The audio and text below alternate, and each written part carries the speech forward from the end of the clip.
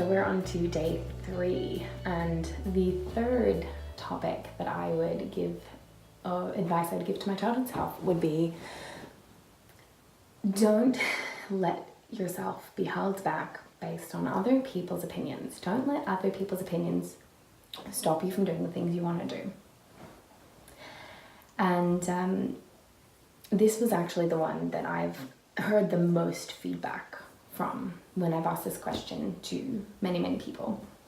This is the one I've noticed that people will say the most, as that's the thing that they wish that they could change and modify if they could go back and give that one piece of advice to themselves, that it would be to not let other people's opinion determine your outcomes and what you choose to do with your time, your life. And I think this one's really important because it can be so easy, especially we're social animals, we work in groups, and it can be so easy just to go along with what people are saying and what people are doing, and it can be so easy for someone else's opinion to really affect you. And I think this is way dated. This is our little back of the brain situation. We have a little lizard brain that tells us that if we get rejected from the group, we will, back in clan times, and we survived because we stayed in groups. We had to move and shelter into people who had different jobs that, provided all these different things so that we could survive. And so fitting into the group was a survival mechanism. It was literally a way that we lived. But now in this day and age, belonging to a group is good and it is positive, but belonging is not a thing that should necessitate your livelihood. There is so much more that you can do. You can still eat yourself and provide for yourself and put a roof over your head by yourself.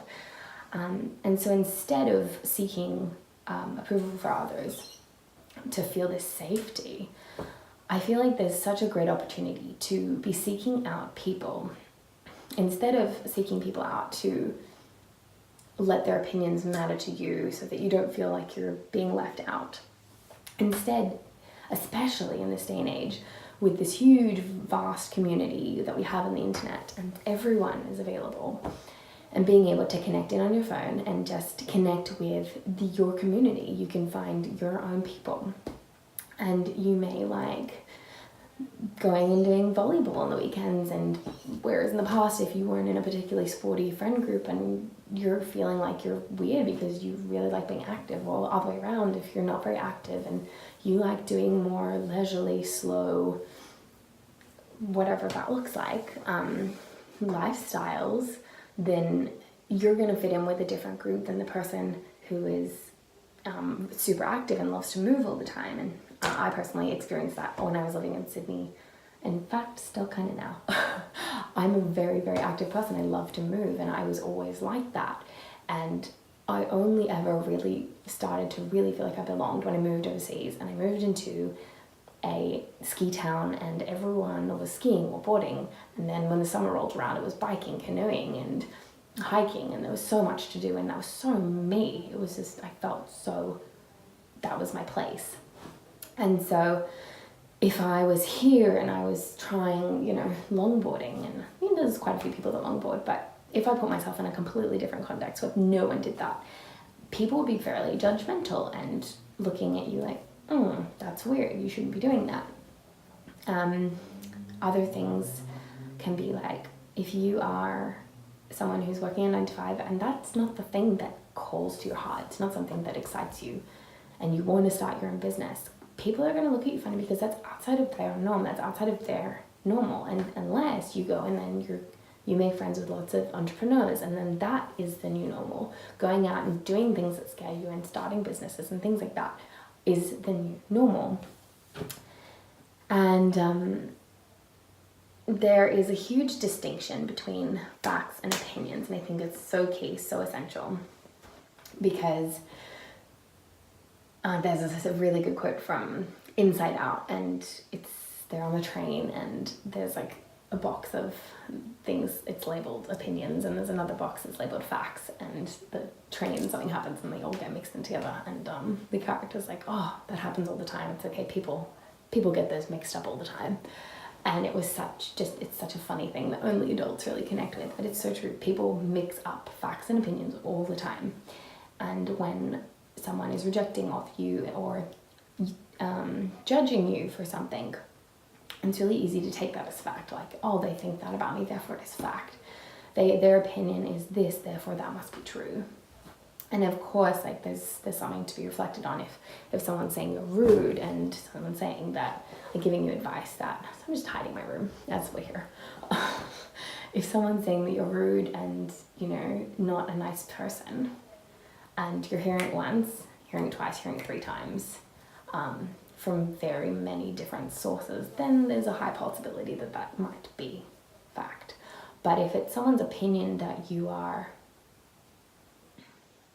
not doing a good job, or you're doing blah blah blah, you shouldn't be doing this, you're screwing up your kid, you're not a good parent, you're not a good mother, you're not a good, I'm saying the same thing twice, you're not a good person, you're not a good writer. People in the creative fields are great examples. You could go out and so many different authors experience this, where they'll submit their book to 20 something publishers and it'll take the 23rd publisher to be like, yeah, actually you have talent. And it's so common for the first 23 to be like, this is rubbish, like what are you doing, stop trying, like please don't send us anything ever again. And it takes a lot of determination to not take that as fact. It's so many writers would have never become published if they had let someone on the other side say you have no talent. And one person I really love at the moment is Rachel Hollis, and she talks about she's just what book is it called? Go Wash Your Face. And she says that's her 6th book, and so she had 6 tries or 5 tries before that to get this one really good. And so she's on the New York Times bestseller list, and she says like, gosh, people, like I had to, like no one wanted to publish anything of hers to begin with. She had to go publish it herself. And if she had let someone's opinion of her and her writing stop her, she would have never gone through that, because she had to write that first book and get better as she wrote. She had to write 5 books before she got good. And people forget that someone's opinion of you, especially if you're being creative, and especially like, I don't know, for stuff like this can be really raw and scary and putting something out there. And I just have to remind myself, it's like right now I'm getting a feel for what it is that I'm doing here. I'm trying to, I just have a call, and I just feel like this is something that I really want to go into and talk about, and it's exciting to me. And it's really easy for someone to come in and be like, oh, your videos are and your editing is but it's like I'm doing it, I'm showing up. And so yeah, just doing the things you want to do because you want to do them, of course not to harm of anyone else, but do what you want to do and don't let anyone's opinion stop you. In terms of myself, I have just kind of, I don't know, I think just practice of every day, just, it's really just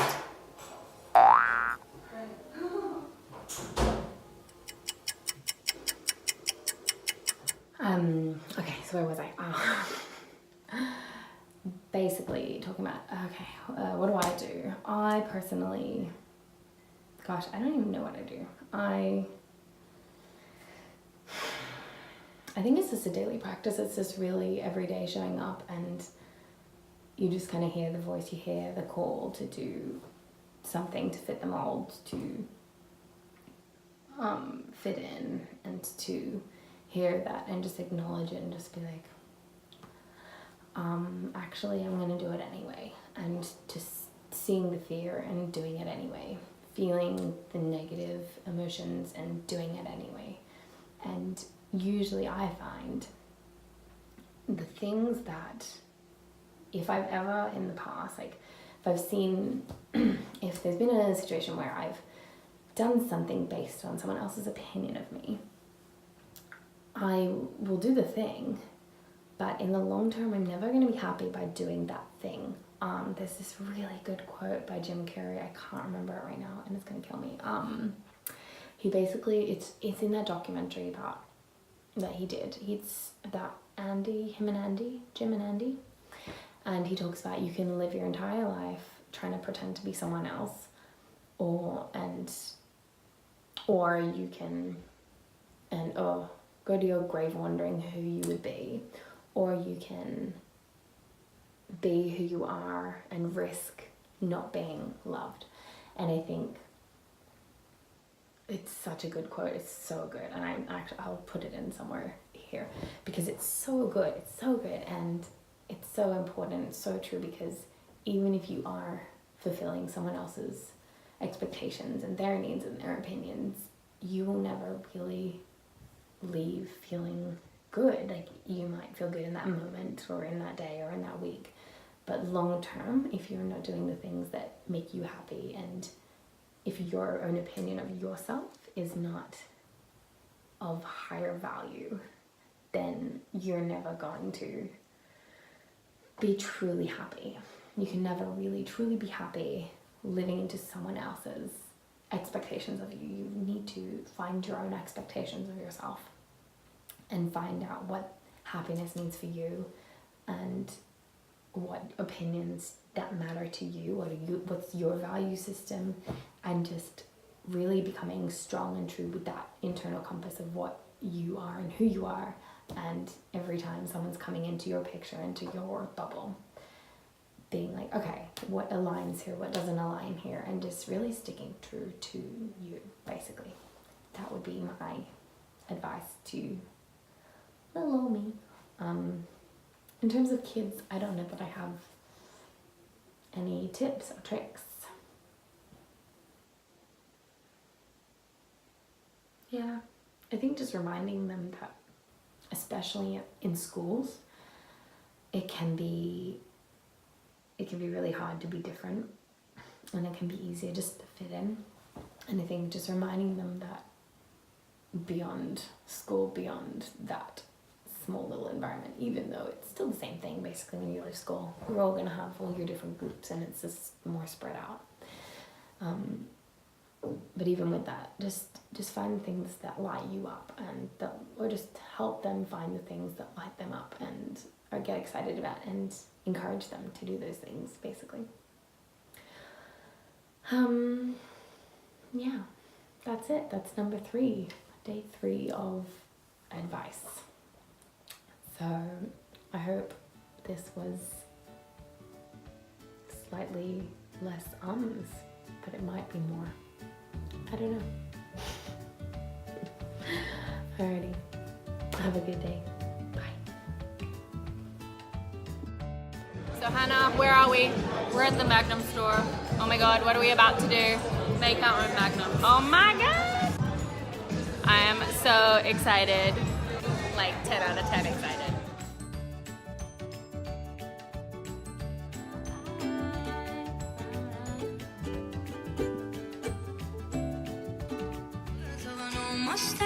Where we sang songs with all our childhood friends, and it went like this: say, oops, I got 99 problems singing ba ba ba. Hold up, if you wanna go and take a ride.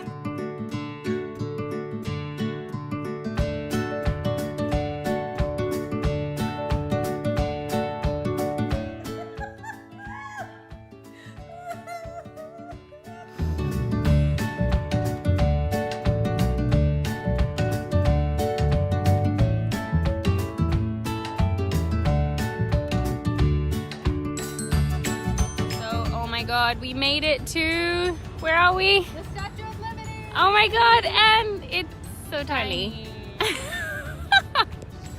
I'm so glad I came